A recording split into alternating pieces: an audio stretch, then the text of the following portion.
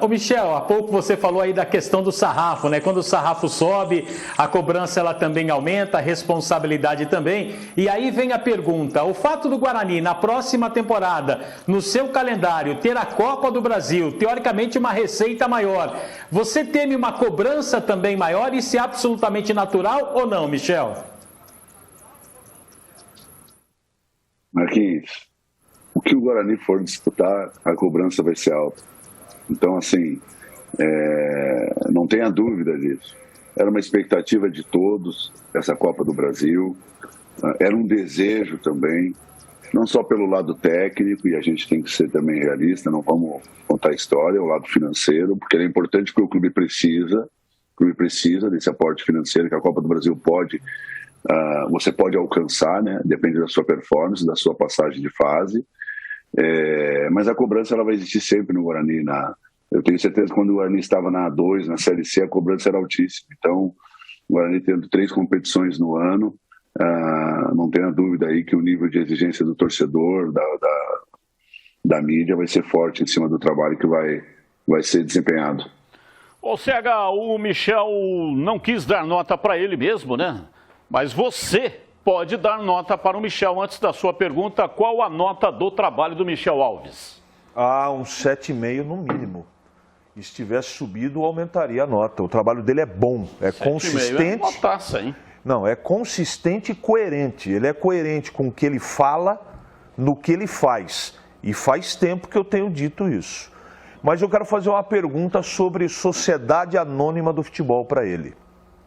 América Mineiro, Cuiabá, Botafogo... Assunto que explodiu, né? Está sim, ó. Está em efervescência por causa do Ronaldo Fenômeno, que comprou o Cruzeiro. O Cruzeiro que se transformou em SAF, Sociedade Anônima do Futebol.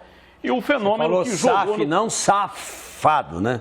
Não, é SAF. SAF, não, legal, não. Eu não entendi o que falou. Para não dar confusão. E o Ronaldo, o Fenômeno, que jogou no Cruzeiro, começou a carreira no Cruzeiro, comprou por 400 milhões de reais. E o patrono do Cuiabá, inclusive, que ele conhece muito bem, o Michel, está dizendo que é a saída do futebol. O presidente do Cuiabá, que é do agronegócio, é um cara competentíssimo. Tem alguns que vão vender os clubes. Tem outros que estão transformando em SAF para poder viabilizar, segundo eles. E eu queria saber a sua opinião, Michel, o que você pensa a respeito. Bom, outro dia nós até...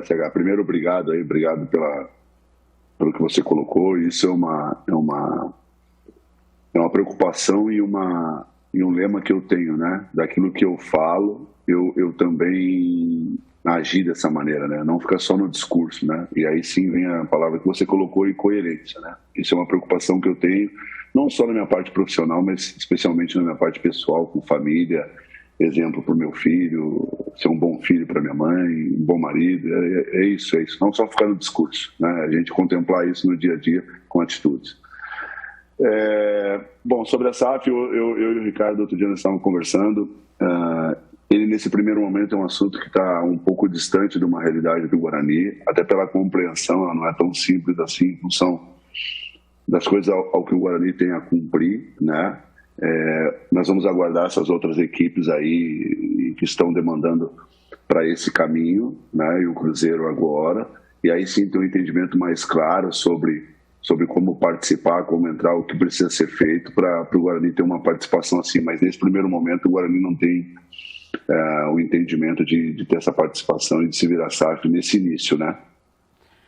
Tigrão, a sua pergunta e também a nota. Qual é a nota que você dá para o trabalho do Michel Alves, o nosso convidado especial de hoje? Olha, pelo orçamento do Guarani, um dos mais baixos da Série B, e pelo resultado auferido, e a questão aí, né, do Fagner, dos deslizes, que custaram caro, mas foram detalhes apenas que separaram o Guarani da elite do futebol brasileiro para o ano que vem.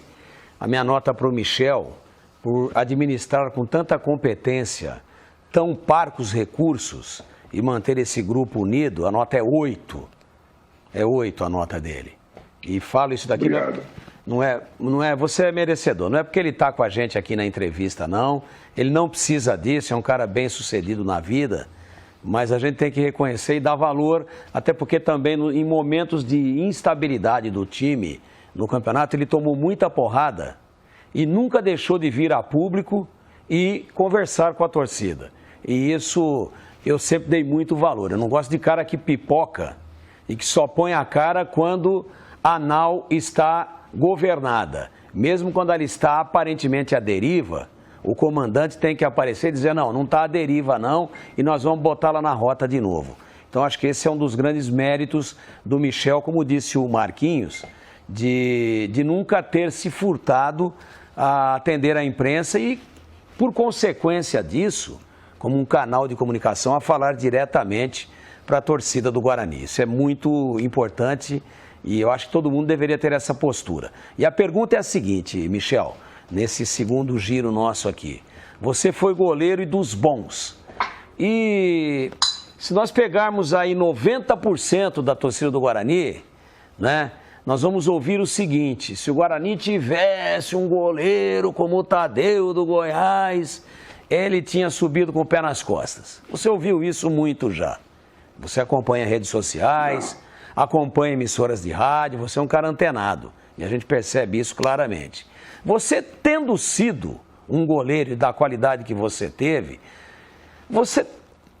essa liberdade ou essa iniciativa de vez em quando de chegar no ouvido desses meninos, são, né, principalmente o Gabriel Mesquita, que é mais jovem, mas o Rafael Martins mais experimentado, mas ainda um goleiro em evolução, de chegar e tentar dar o caminho das pedras, ou para ser politicamente correto, por ter um treinador principal, no caso do Daniel Alves, e por ter um treinador de goleiros que é específico para a posição, você preferiu, de repente, não tentar isso, até para não haver uma confusão de funções, né?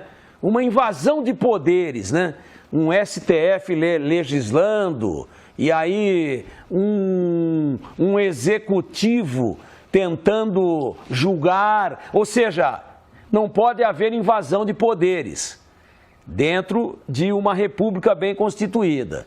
E o clube, ele é uma célula daquilo que é a célula maior, que é o país. Não dá para fugir disso. Existe um ordenamento e existe uma boa definição de funções. Como é que foi para você administrar isso? E é uma curiosidade que eu tenho. Você chegou numa de pé de ouvido com os caras alguma vez ou não?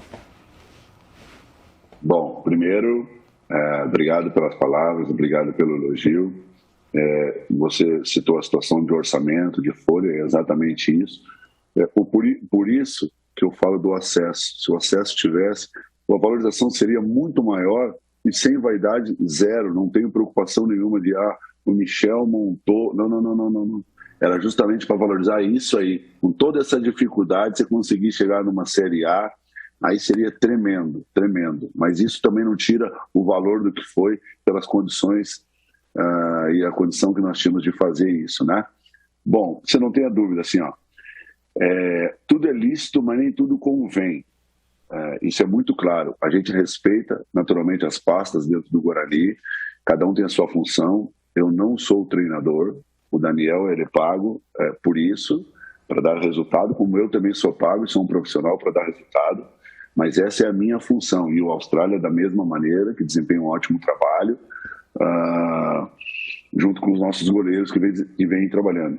O fato de eu ter sido goleiro, naturalmente, ele gera uma expectativa sobre essa função específica, né? Mas não só os goleiros, Tigrão. Eu falo com todos os jogadores, eu falo com a comissão técnica, nas nossas reuniões. Se eu precisar chamar um jogador, chamo sim para conversar. Eu não entro no mérito. Não entro no mérito só técnico, porque isso não é uma avaliação minha, isso é uma avaliação do treinador. Mas eu discuto, eu tento entender, eu tento ajudar, eu tento apoiar, eu tento mostrar um caminho também na qual eu vivi, eu me preparei, eu também estudei, mas nunca com o objetivo de impor, nunca com o objetivo de falar eu sou o dono da verdade, é dessa maneira que faz. Não, a gente discute e a gente coloca uma reflexão, né, um entendimento. Porque a arquibancada fala, a torcida fala, o poder maior do clube que é a torcida, a gente tem esse entendimento. Então, assim, se eu chamo você ou você me chama, eu sou convidado no seu programa, e você vai falar, Michel, se você de repente se posicionar assim, a câmera vai pegar um ângulo assim, pela sua experiência você está me ajudando, você está querendo que eu evolua, que eu fique melhor. Então, quando eu converso não só com o Gabriel, converso com todos os goleiros, com os atletas, para dar um toque daquilo que eu aprendi, daquilo que eu vivi, daquilo que eu trabalhei com grandes profissionais, com grandes treinadores que me passaram coisas. O sentido da vida não é ela só ficar comigo, é você colocar ela em prática para outras pessoas, você transportar ela para outras pessoas. Então essa troca de experiência, essa troca de dica, claro que tem. E sim, eu chamo, eu participo, eu converso com os jogadores, sim, porque eu trouxe os jogadores, existe uma responsabilidade que eu também sou cobrado, mas eu jamais chego nos atletas, na comissão técnica, com uma visão de torcedor, com uma visão, uma cobrança de torcida. Não, é uma relação profissional, aquilo que eu disse anteriormente, isso é um negócio caro, né? É como se fosse uma empresa, as coisas têm que funcionar, e para a gente ter um bom ambiente também tem que ter cobrança, mas cobranças respeitosas, diálogos que façam você evoluir. Não é para diminuir absolutamente ninguém, esse não tem objetivo, mas eu sempre que posso ter essa conversa assim para poder ajudar. Ô Michel, para finalizar com você, vem aí 2022, como é que será o Guarani para 2022? O que a torcida do Guarani pode esperar? Será um time melhor do que 2021? Vai brigar pelo acesso e qual é o pensamento para o Campeonato Paulista e Copa do Brasil?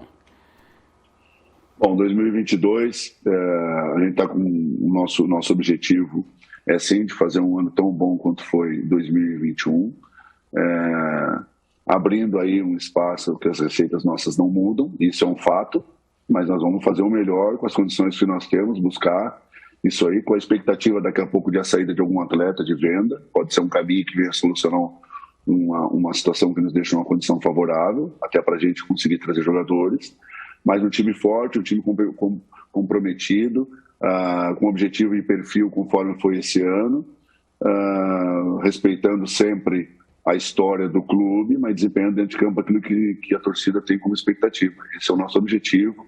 O torcedor fique ciente que vão ter profissionais aí muito determinados aí a fazer uma grande temporada.